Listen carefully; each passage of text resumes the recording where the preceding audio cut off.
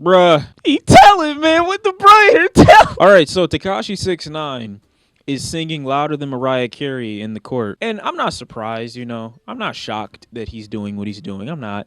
It's okay. It's okay. It's not okay. It's not okay at all. But Tekashi 6ix9ine is basically snitching. He's a rat, right? We know this. We known this for a long time. We knew it was gonna come. Everything that this man has ever done in life, in his entire career, to me has just been corny. Going back and forth with Chief Keef, I thought that would have been the end of him right there. The whole everything, just everything in general, I just thought was just stupid. So it's no surprise to me that he is on the stand singing like a canary, giving up all the names. I mean, hell, dude gave up Trippie Redd for like no reason. No reason. When they said the amount of time it took for Tekashi to flip, I was astounded, and it made me think that this dude has been a Fed the entire time. It's not against, or it's not above the FBI to put a rat in a certain environment to catch specific people that are involved in gang activity. It's not anything new for them to put a rat in the environment, in the community, give him a cover story, and then he get out of there. He get the information that he can, stir some controversy, stir some things up, and then get out. It's not above them. They've done it for years. They've been doing it for years.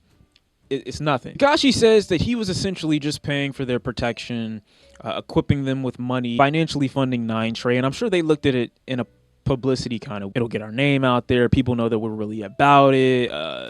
They'll know that we've got money. He said they showed him how to do the proper signs. Aww.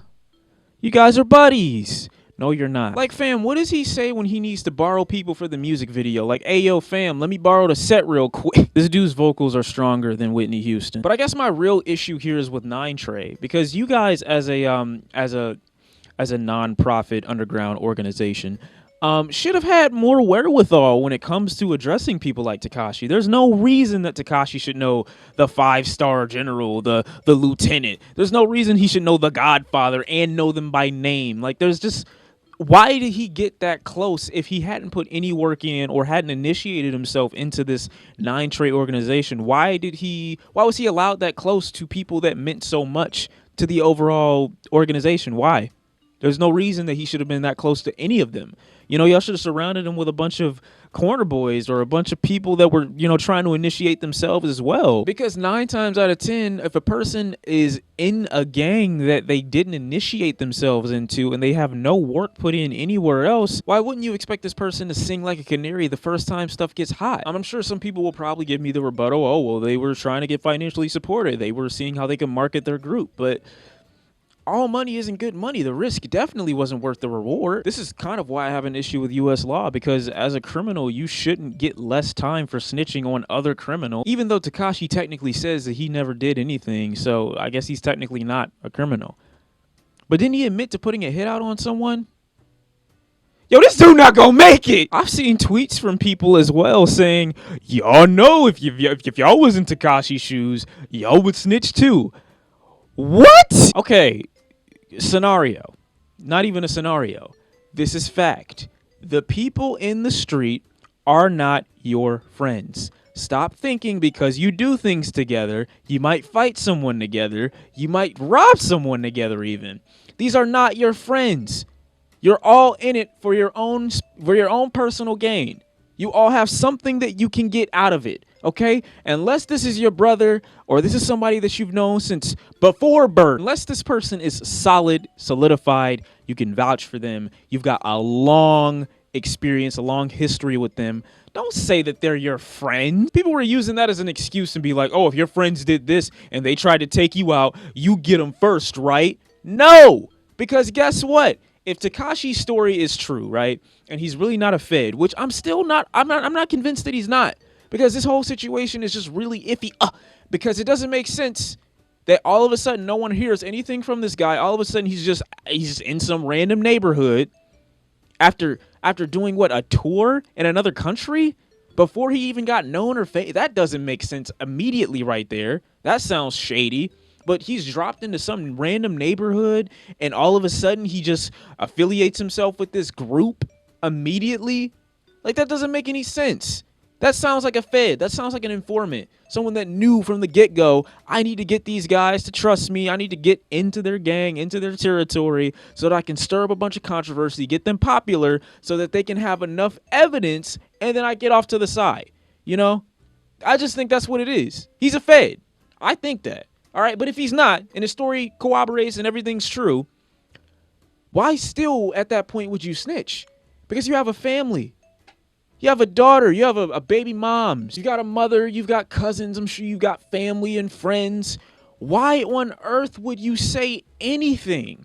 A bunch of some of these idiots that are saying, oh, I'd snitch, I'm glad he's getting to him first. Y'all don't care about y'all family, that's all you're telling me. But again, keep in mind, just because you do something with someone and y'all both in an awkward position, you're in a position of financial strain, and y'all in the street and y'all committing crimes, that doesn't mean the person that you're doing it with is immediately your friend. I'm just so shocked that a nonprofit organization such as 6IX9INE Trey would allow someone not initiated or solidified so close to them and close to their higher ups in their positions.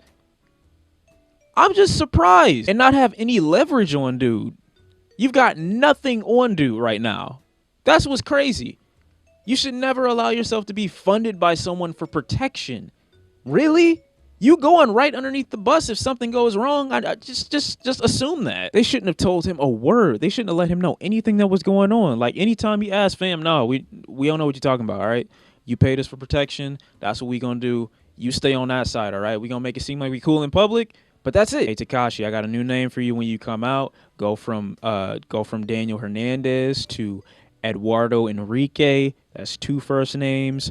Move to Spain, then move back to LA, right? And then move to Mexico. Then you move to Nebraska, and then you move to Canada. That's all I got to say. That's the only move that seems appropriate. You live in each spot for about a month and a half. Take all the face tattoos off. You know, you don't have to get that removed. Get yourself a buzz cut. Cover story, you were in the military for about 1.5 years. You moved around. Your baby moms, she tried to extort you, so you had to leave the country a couple times. I don't know. You're going to have to come up with a little bit more than that, but that's going to have to be your cover story. But if you stay in the United States, you're done. And I'm not even joking. Like, I mean that from the bottom of my heart. I don't think this dude's going to make it. I don't. But I do think hip-hop can learn from this. Gangs and underground associations, you all should know, do not allow people with money to use that money as leverage to enter into a society they know nothing about, because 9 times out of 10, something goes wrong, they tell it. And second, this should also teach hip-hop, you don't have to be hard to market yourself. You don't have to be hard to have a successful rap career. Just make your music and do what it is that you do. Tekashi would have been fine if he'd have just made hits. That's it. He'd have been fine. But no, it just wasn't enough. He had to be looked at as a gangster, even though we all knew that's not what he was at all. That's crazy.